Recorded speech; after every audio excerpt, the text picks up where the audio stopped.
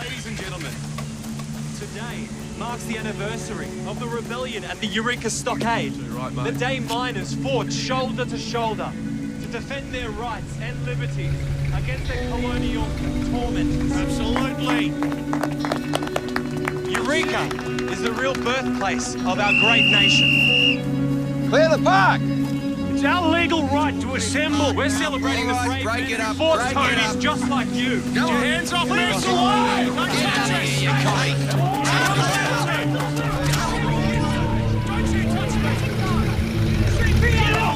Get off me! Hands off me! Move away.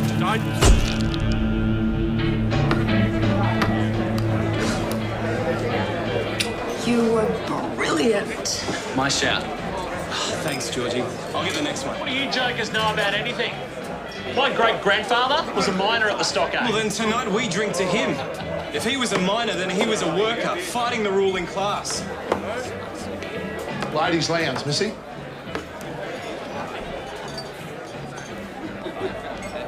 I'll bring your drinks through, Wendy. That's from the lad down there, sir.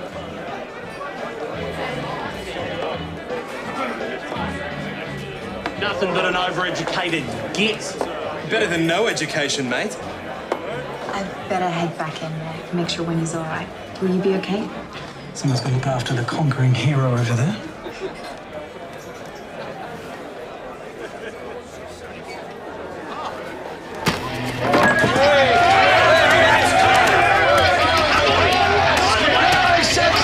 Last drinks! Now quieten down or get out! This isn't over.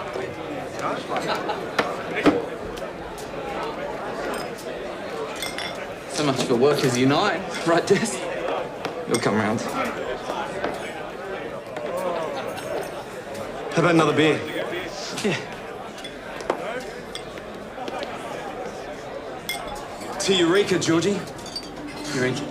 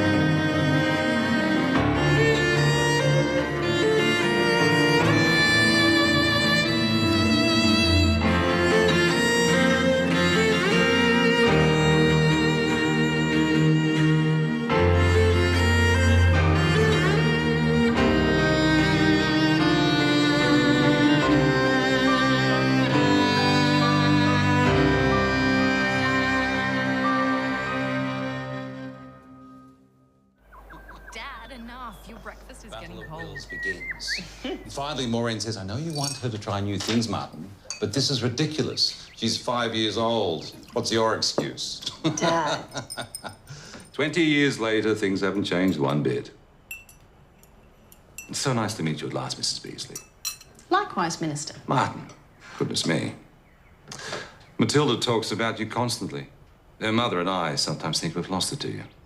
Well, Mattie's like family to us. Indeed. More toast? That'd be lovely.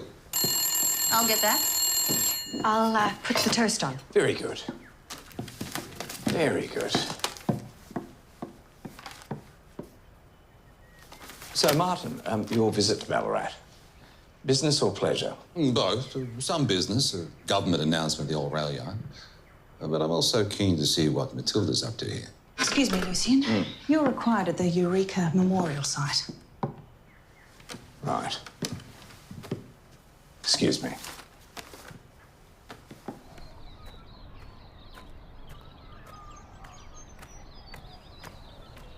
Charlie?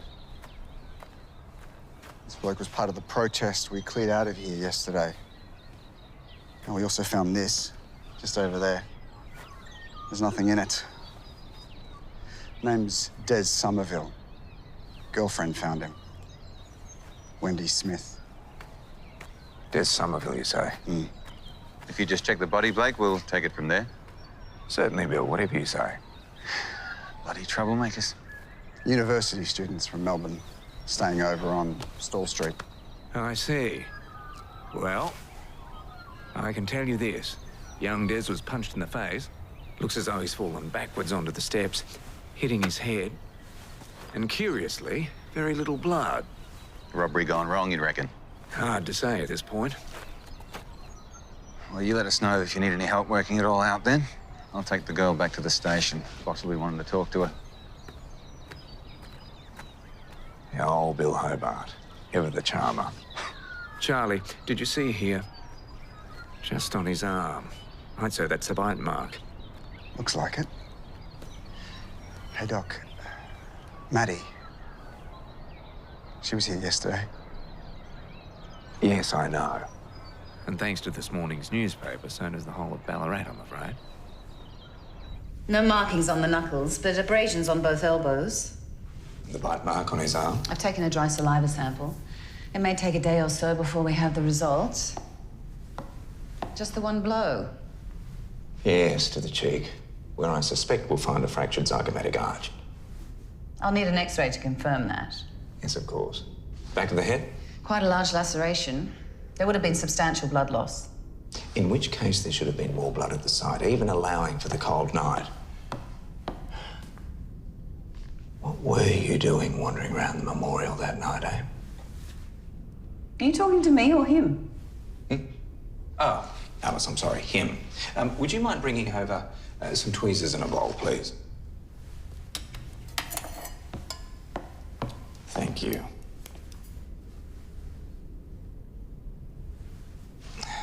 Now, let's gravel.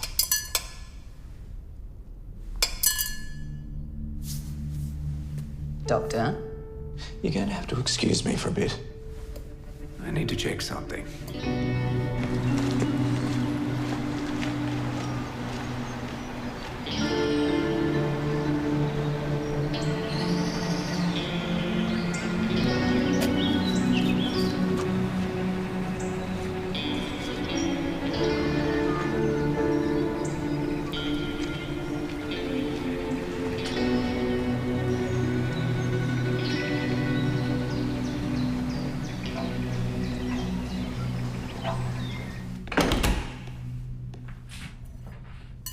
From the memorial site? Yes. You want to take a look at this? The lesion on the back of the skull? In fact, there are two. Really? The first fracture is centered here. See the occipital contusion and fresh hemorrhage. But the second fracture, just as severe, shows only a small amount of blood around it.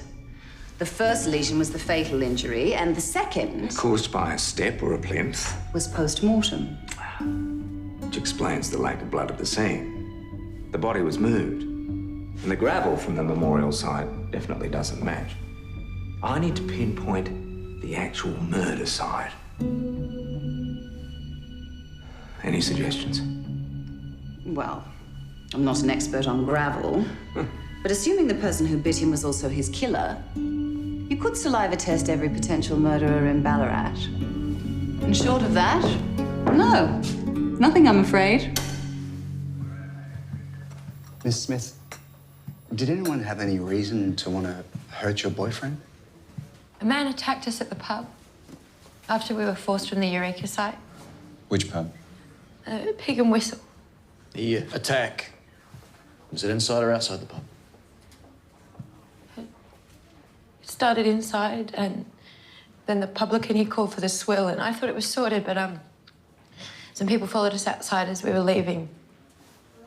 Everyone was involved from what I could tell. So ridiculous. What is, Miss Smith? When we organised this, Colin Doyle warned us. He said the locals don't take kindly to our type. What type is that?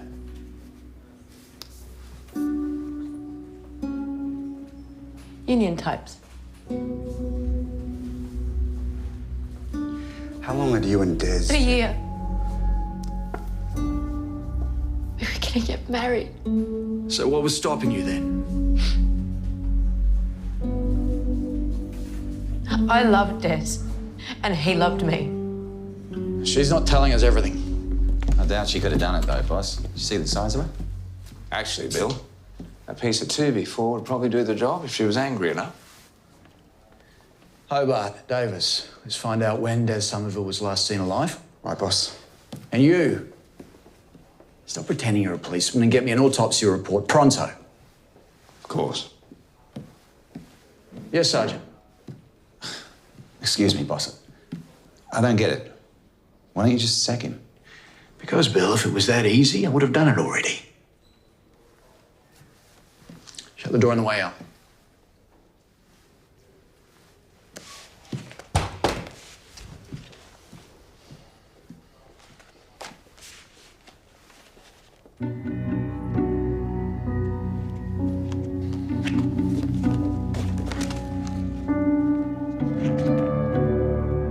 Oh, he was here, all right. He bought Ken Farmer a beer and copped an earful from Quinny, going on about Eureka.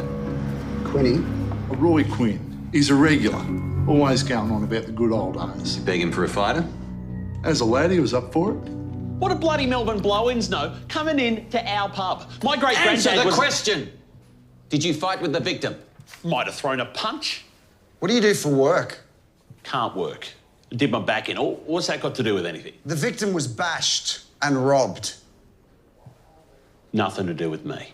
Open your wallet. I'm told you live off your missus.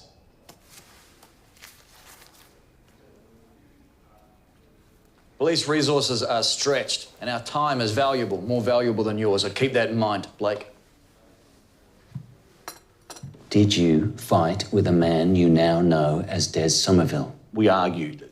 The dead bloke made a smart-ass comment and we got into it, but the commies were doing a good job of fighting amongst themselves. Put your hands on the table. What did you do after closing? Don't move! I went home for tea. So you didn't follow Somerville and you didn't hit him? Is that what you're telling me? Yes? No? No.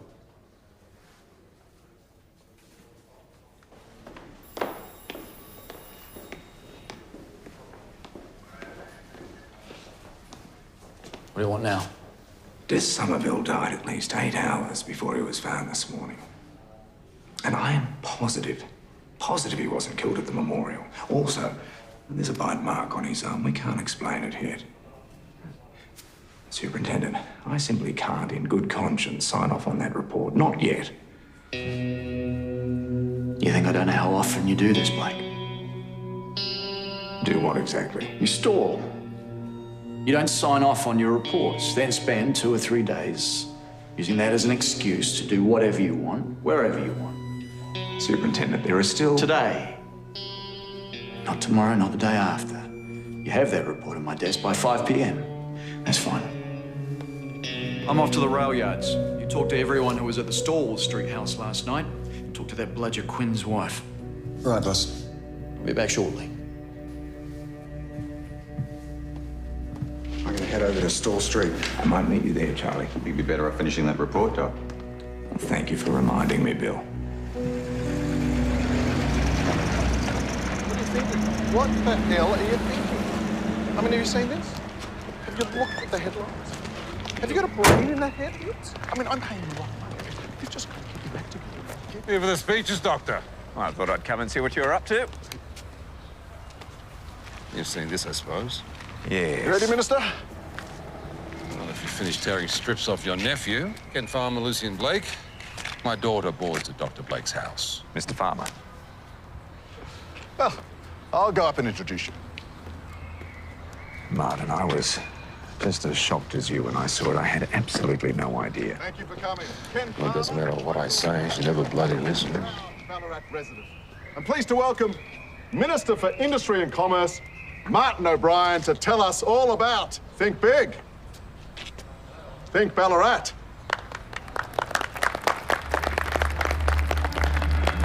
And a very good morning. I'm honored to be in your fine city today.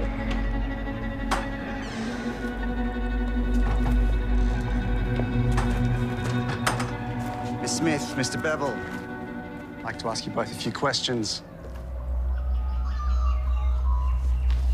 Who was here in Mr. Doyle's house last night? Just those of us here from Melbourne. And Mr. Doyle, of course. No one else. Just us. And Georgie Bromley. So what happened next, Mr. Bevel? I went to bed as soon as I got home from the pub. And you said the same, Miss Smith. Where is Doyle now? Doyle had to make a trip into town. We were supposed to meet him for lunch 10 minutes ago. Quite simply, think big, think Ballarat. Means jobs. Business can offer migrant workers incentives. What about incentives for local workers? Populate or perish. We'll all perish if you lot get your way. You award tenders for public land and give them to your developer mates. And get the kickbacks. Bunch of crooks. Look out! Doyle's arm! Now!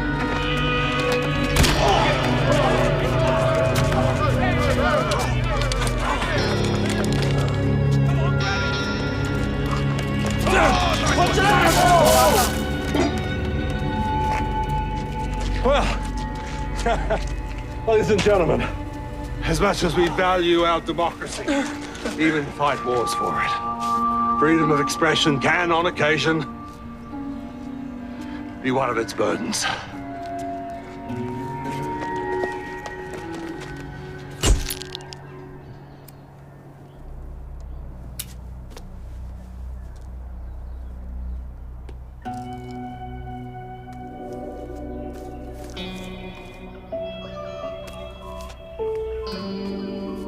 Those paintings, Mr. Bevel.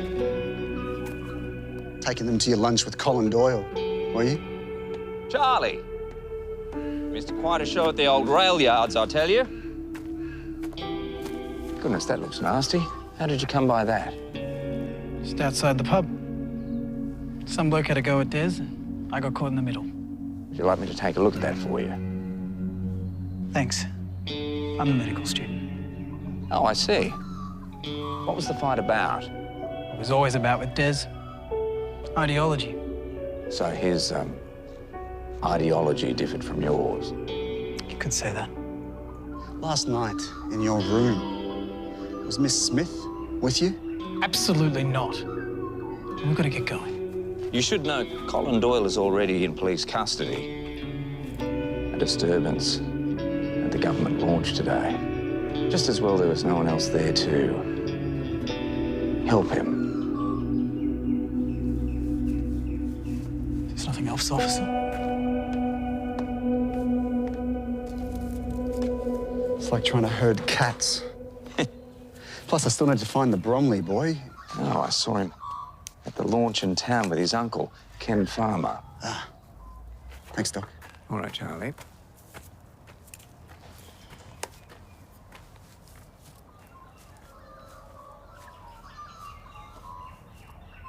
You right? Saliva and gravel. All I've got to go on.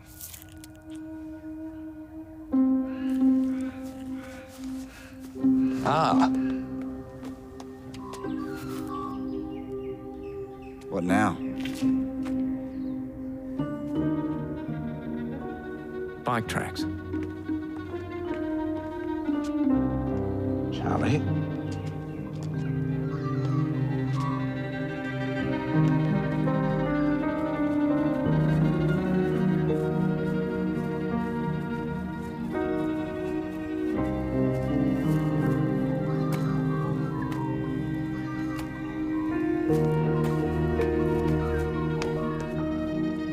Found what you were looking for?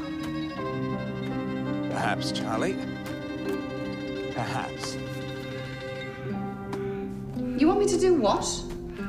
This was your idea, Alice. Yes, but I was joking. Can't you tell when I'm joking? Look, if I can get saliva samples from our suspects, we may find a match with the sample we took from the victim's arm. What kind of testing are you thinking?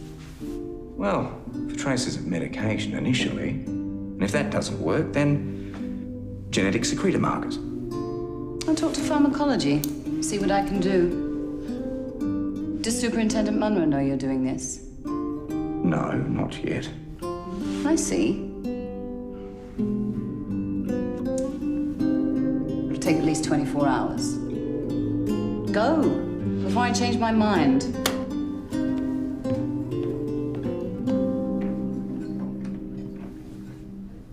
Thank you, Charlie. Well done, Seth.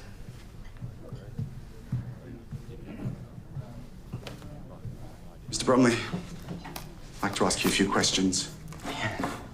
Sorry, you'll have to excuse me. It's not every day a mate is found dead. When did you last see the deceased? Last night. And what happened? There was a loudmouth at the pub who threatened us. Roy Quinn. Did you see him after closing? He tried to start up again, and Joe scared him off. We all went back to the house. He could have followed us, I suppose. And what happened then? Drinking, arguing. More drinking, more arguing.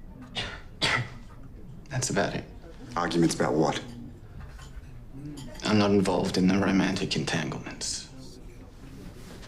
Sorry, which romantic entanglements are these exactly? I'd asked Doyle and Joe. Neither seemed to be seeing eye to eye with Des yesterday. Tell me everything, from the start. We were at the memorial site for the anniversary until you coppers moved us along and then, Try again. Because I know you called in the disturbance. You wanted the police there. And I know you fed the Eureka photos to the press. You see, I spoke to the editor of the Courier this morning. Quite a photographer. Tell you what I think. Your plan was always to get the O'Brien girl and Georgie Bromley into the newspapers. First at the memorial, then the next day at the launch. A scandal like that would end up in all the city papers. Ken Farmer's no longer such a man of the people. Martin O'Brien turns out to have a red for a daughter. see, I'm not the only one who can come up with a conspiracy theory. So what went wrong?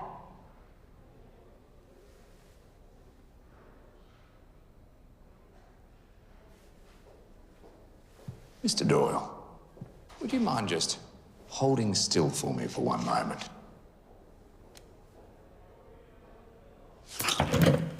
Good. Good. Now, just while you have your mouth open. There we are. Well done. Top notch. Mr. Doyle? Mr. Doyle! All right! Yes, the newspapers were me. But the paintings were all Des's idea. And he wanted to do a hell of a lot more than just throw some paint. Go on. He wanted to mix acid into one of the tins. But I told him that's not the way the CPA operates. We believe in peaceful protest. Is that so? Why would I kill him when I needed him at Martin O'Brien's speech the next day? Even after he wanted to harm a bunch of innocent people. After all that, you still wanted him. He was a young, handsome bloke on the front of the paper seeming to lead the charge for us. It's perfect for recruitment. You're backing the wrong horse trying to pin this on me, mate. Sergeant Davis, escort Mr. Doyle to the cells. Typical. I've got rights, you know. Get your hands off me! Bloody coppers! You know, I swear if I didn't know better, I'd say you broke that man's nose on purpose and hoped you could sit in on his interview.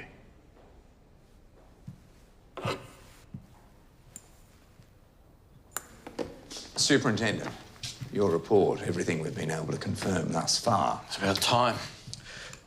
You can thank your wife for being released. You shoot your big mouth off again, you'll be back in the cells, understand?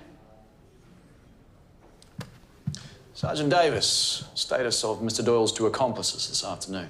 Charged, sir, with breach of the peace and public safety. They'll appear in court next week. Very good.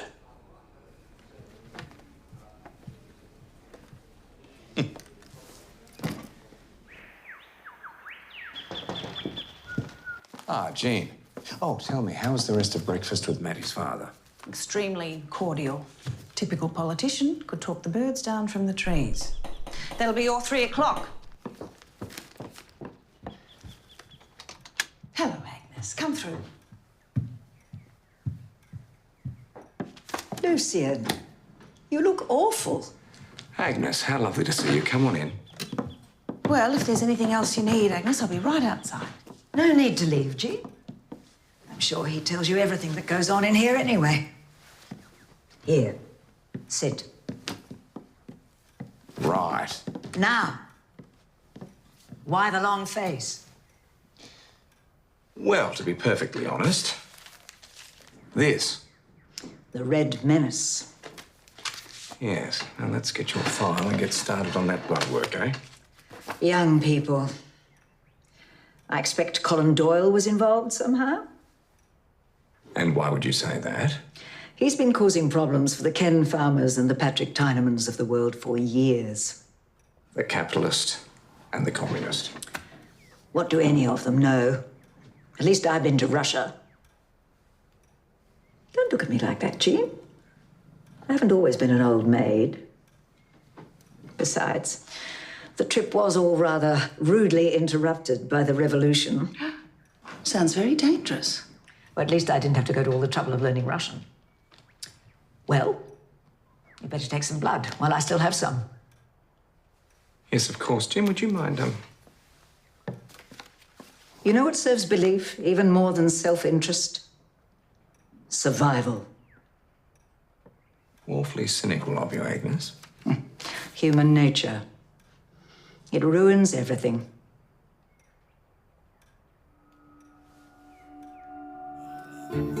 You really think whoever it was could have moved the body on a bike? There's only one way to find out. You ready? Yeah.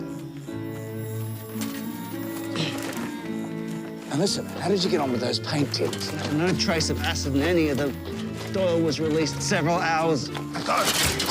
Sorry. Can we go back inside now? Yes, of course. It was worth a try, though. That was Constable Simmons. There's a disturbance at Colin Doyle's. I don't suppose you're riding the bike there. It's in Ballarat. State's in Ballarat, mate.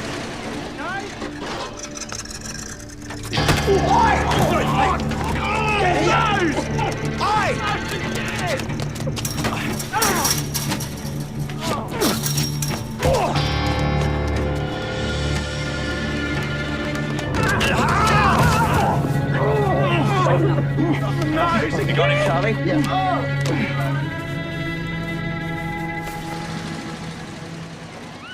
Well, it was supposed to be a Eureka picnic. I didn't expect Charlie to charge in and make a scene. Yes. Thank you, Jean. Mattie, you should know. Doyle made sure the police would be there. They used the Bromley boy to get to his uncle. They used you to get to your father. I'm sorry, but that's the truth of it. Perhaps you could drive Mattie to the club, Lucian. Yes, of course. It would be my pleasure.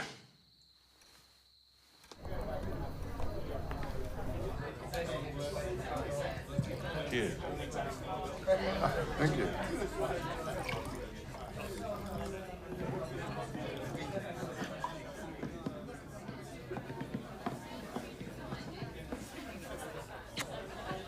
I thought you got lost.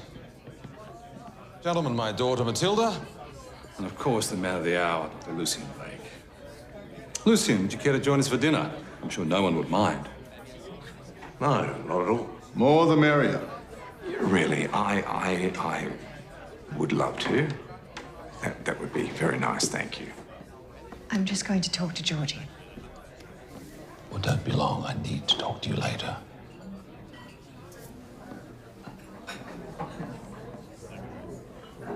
A terrible business for them.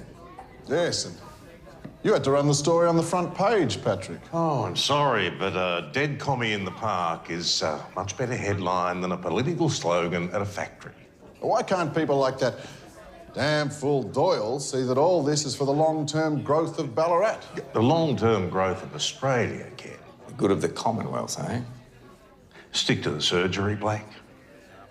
Speaking of communism, you were recently in China, weren't you, Blake? You have a daughter there, if I'm not mistaken. Yes. Yes, I do. Beautiful girl. And a fascinating country. Completely foreign in every way. And what about you, William? You see much of the world during your war service? Serious injury prevented the War Office accepting me, unfortunately. Bullet wound in the line of duty. Pity. And travelling really does broaden the mind. How is your shoulder anyhow, William? Georgie, they used us. That's why they invited us, to embarrass our families. No. I'd believe it of Doyle, maybe. But Des wouldn't do that to us. Dinner is about to be served, Miss O'Brien. Thank you. Good luck in there. Thanks a lot. Well, actually, this town is lucky to have a man like Patrick looking out for it. Yes. I find myself thinking that very same thing on a daily basis. So, gentlemen, and, of course, Matilda, a toast to Lucien and William. Lucien and William. William? Whose quick thinking ensured that no one was hurt today. Yes, except for your ruddy coat. What about Des? Matilda? What? He doesn't count because he's a communist? You have to admit, the boy brought it upon himself. Okay, that's enough for me. I'm going to say goodnight. Matilda. Excuse me, gentlemen.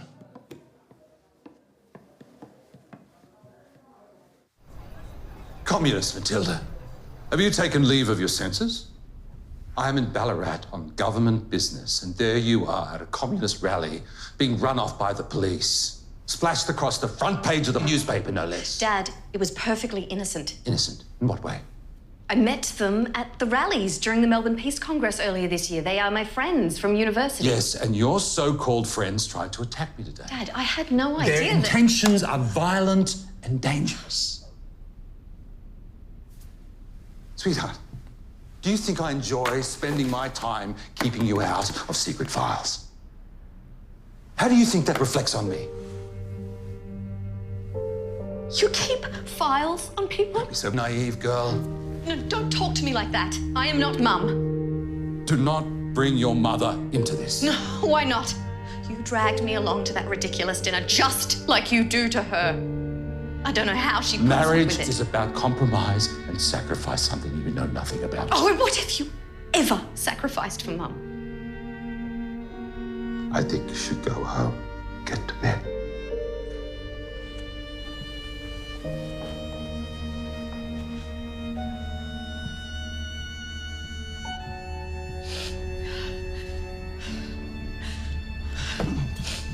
Georgie. Nightcap? Oh! Wendy.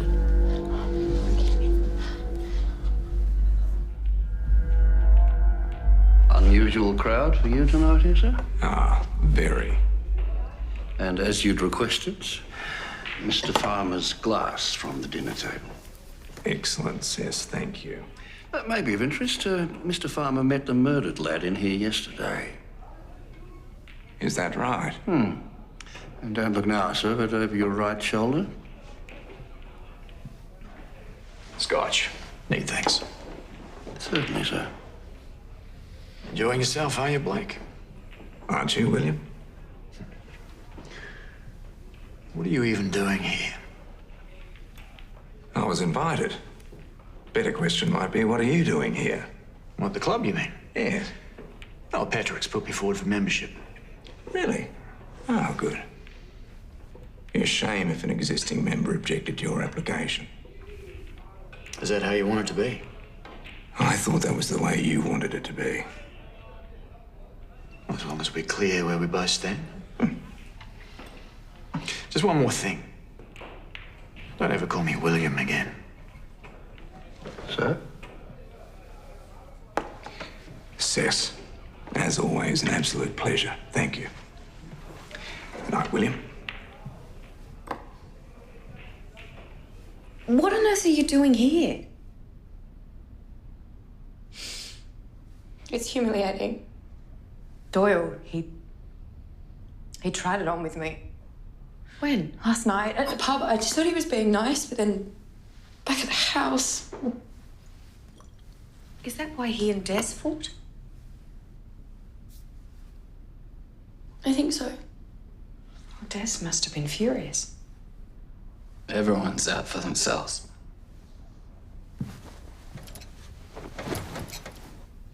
Mattie. Des wasn't furious.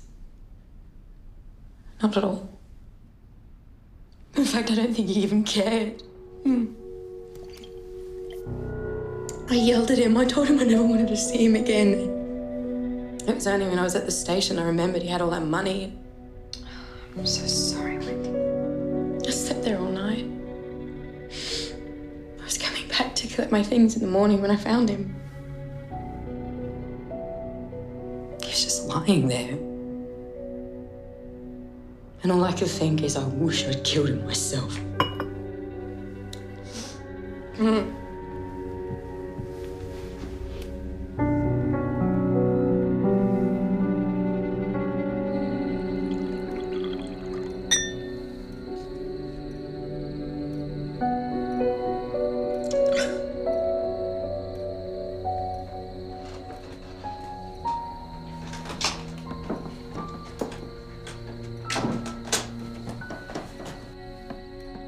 Yes, Mattie.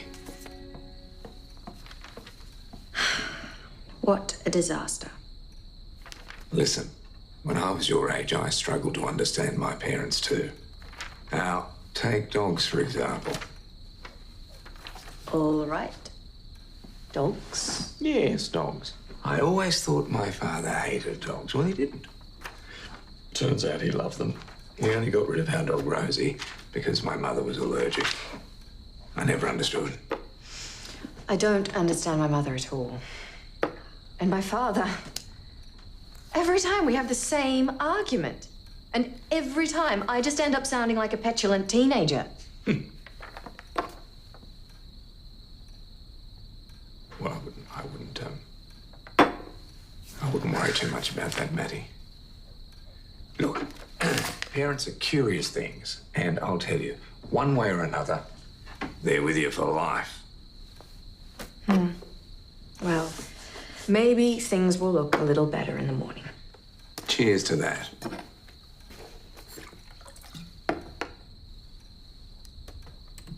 It was Wendy's. Ah, wonderful. Thank you, Mattie. That'll come in handy.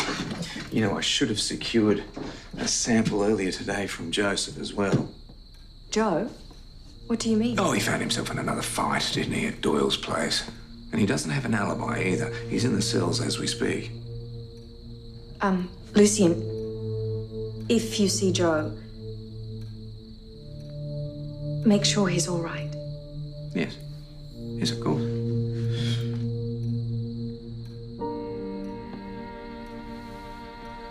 Good night, Lucien. Good night, Mattie. Yeah, it's obvious Blake's hiding things. It's like he can't help himself. Yeah, he trusts me. For now, at least. All right. Will do.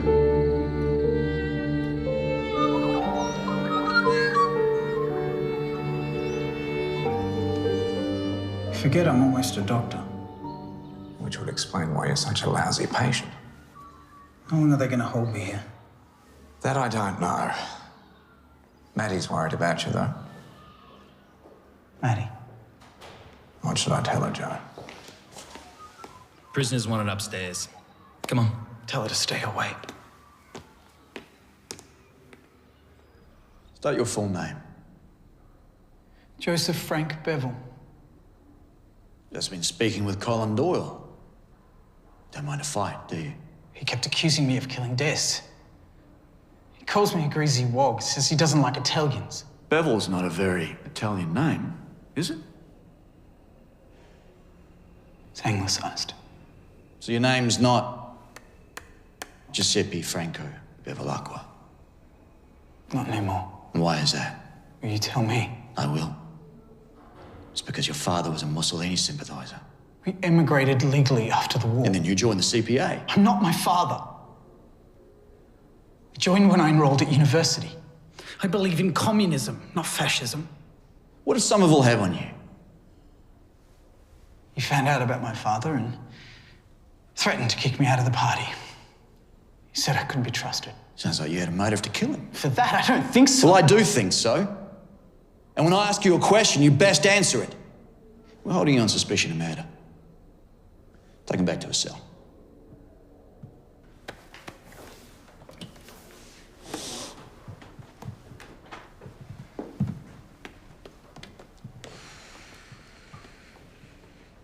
Solid confession to settle this. Have a private chat with him, Davis.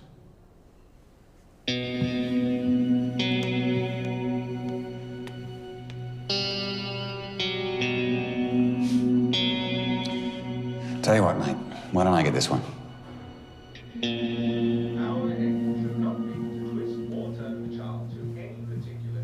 Lucien, what's happening? The superintendent is questioning Joe as we speak. Now, I was hoping for some answers from the saliva tests, but I still haven't heard from Alice.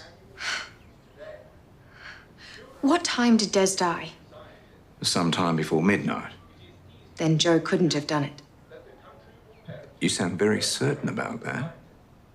He was with me until 4 at Colin Doyle's house. Mattie, no one's mentioned seeing you there. It's because they didn't see me. Did you give Joe my message? Yes, I did. He asked me to tell you to stay out of it. Oh, well, that's too bad. I'm going to the station. Well, I'm coming too. I'll get the car.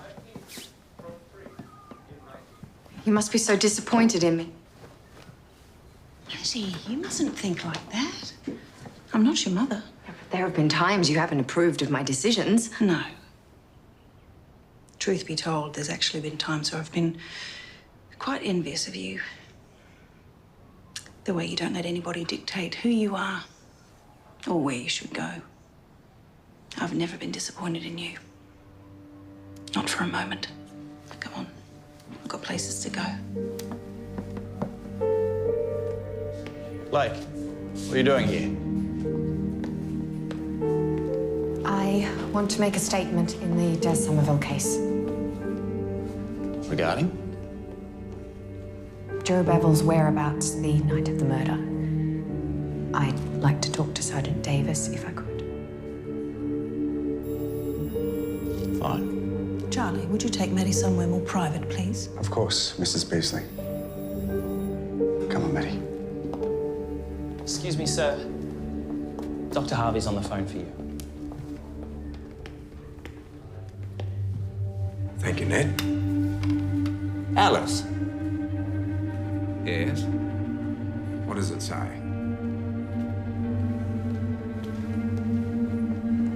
McLachlan, are you quite sure?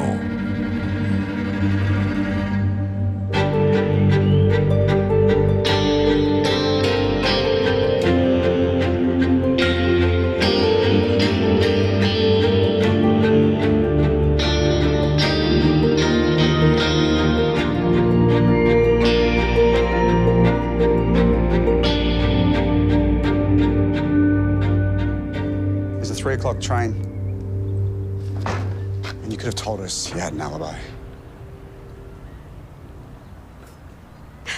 I can't believe you didn't say anything.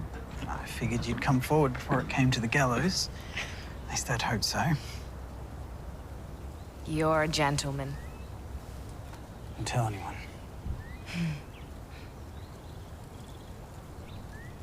I wish things were different. My family situation is complicated. But aren't they all?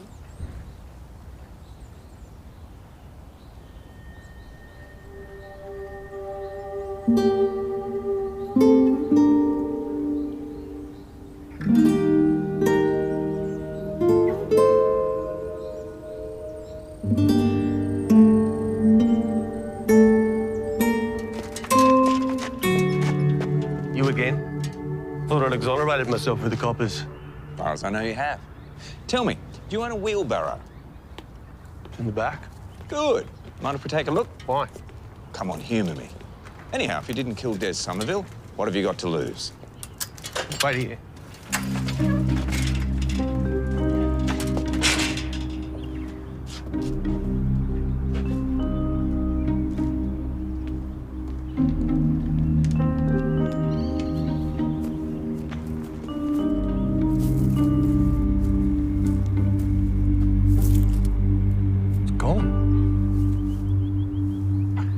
It has.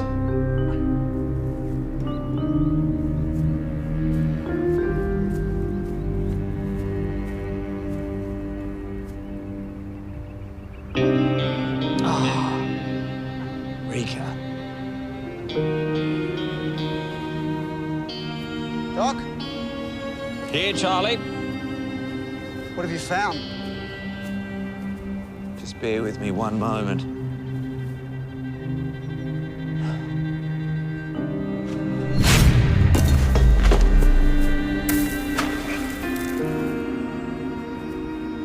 I think Des Somerville was killed right here. The killer put him into Mr. Doyle's wheelbarrow, which is now missing, and transported him to the memorial site. I'll let the boss know.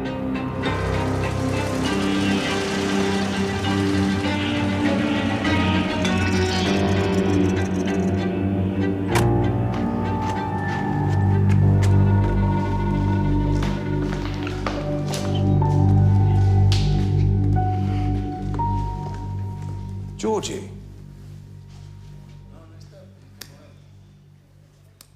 Or did you hurt yourself? No, it's nothing. I think perhaps it might be everything.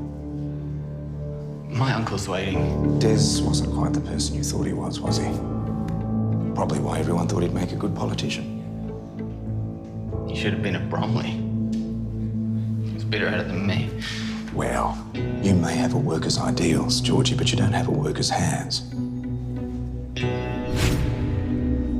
I know how you got those blisters. I don't know what. Why did you do it? This was your friend, your best friend, wasn't it? I'm sorry, I have to go. It must have been horrific.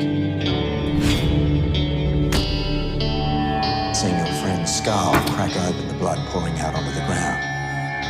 Realising that you'd done this terrible thing, that you'd killed a man with one blow, ending his life, ruining your own. You destroyed everything you knew with one punch. And yet before you hit him, there was a scuffle, wasn't there? He held you in a headlock, didn't he? And you bit him on the arm. Georgie.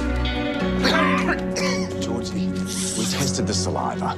It contained traces of ammonophyline. That's the active ingredient in your asthma inhaler. He was using me. He even said so. He laughed in my face and called me a pathetic rich kid. As soon as my money stopped, he just threw me away. He was playing everyone, Georgie. Now, after you struck him, you moved the body, didn't you? Georgie, stop. Don't say another word. Mr. Farmer, you knew the whole time, didn't you? Georgie was cut off weeks ago, but you'd been protecting him ever since Des was killed. Buying him off the same way you were trying to buy off Des. You're as fanatical as them, Blake. Come on, Georgie. Is it true? Come on, I said. Did you pay Des? You'll be running forever, Georgie. Shut up, Blake. No, why don't you shut up? I knew what I was doing. I did it. Be quiet, you idiot!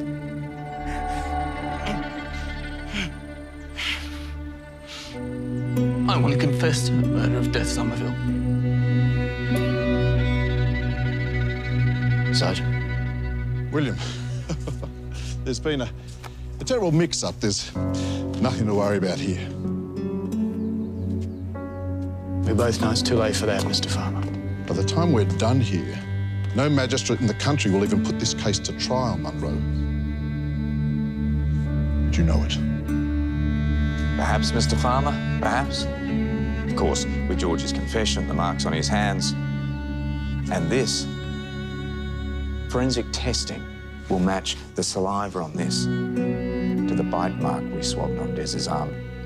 I bet my reputation on it.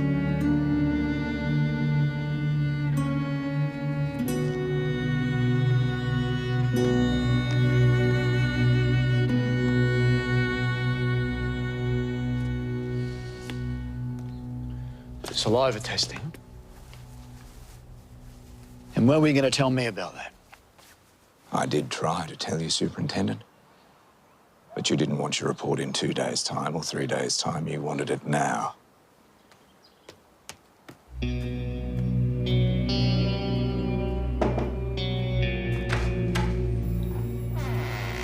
Sit down.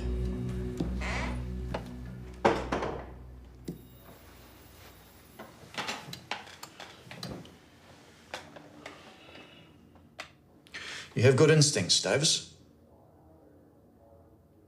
Thank you, sir. Finding those prints on the edge of the barrow you recovered and on that watering can, that was nice work. You know that wasn't just me, though. You should be thanking the doc as well. Don't worry, Davis. I'll thank the doctor in good time. Right now, I'm thanking you by asking how you feel about a transfer back to Melbourne for detective training. Bonehead, sir. That's the one. You don't have to make a decision right away. But have a think about it. About what's best for your family.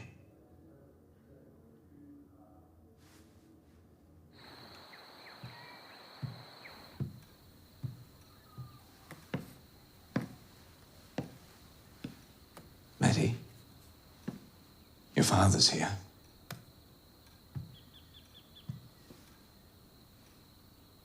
Martin, please, come on in.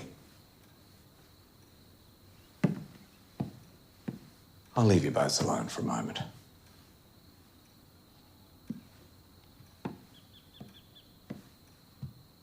Right, well, I'll get straight to the point. Your mother and I feel that it's time that you came home to Melbourne. My work is here, We can change that. but I like it here. And I'm studying for my degree. It's social work, Matilda. It's time for you to settle down. Think about children, marriage. I'm not sure that's what I want. What on earth do you want? I don't want us to keep having this same fight over and over. And neither do I. Your mother and I, we miss you and we worry about you. You don't have to. I'm perfectly safe here. It's not that, Mattie. Being a parent, raising you is the most important thing that I've ever done, and I'd hate to think that you might miss out on having that for yourself.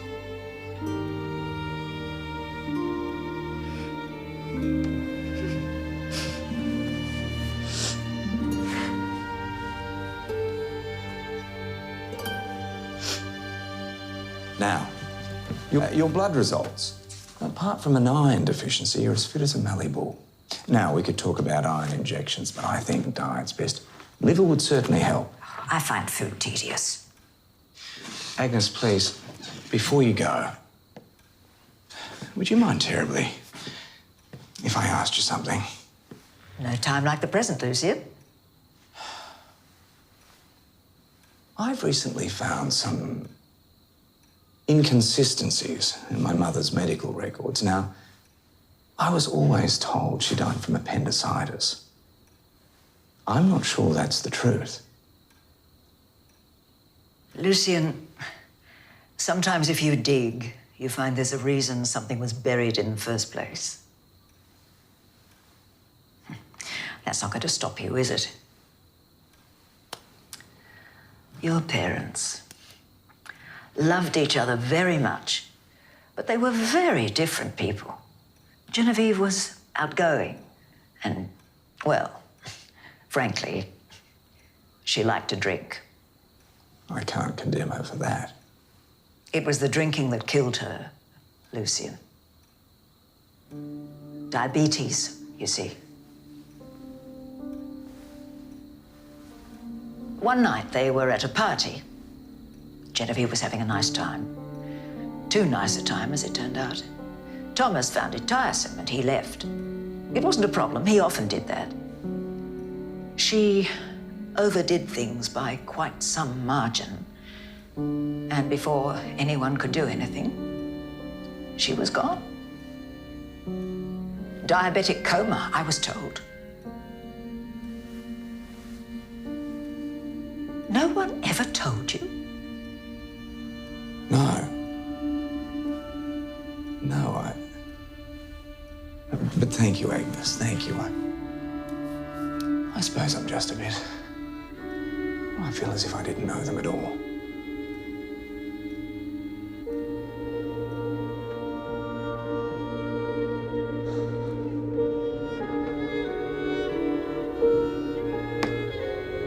Oh, smells delicious.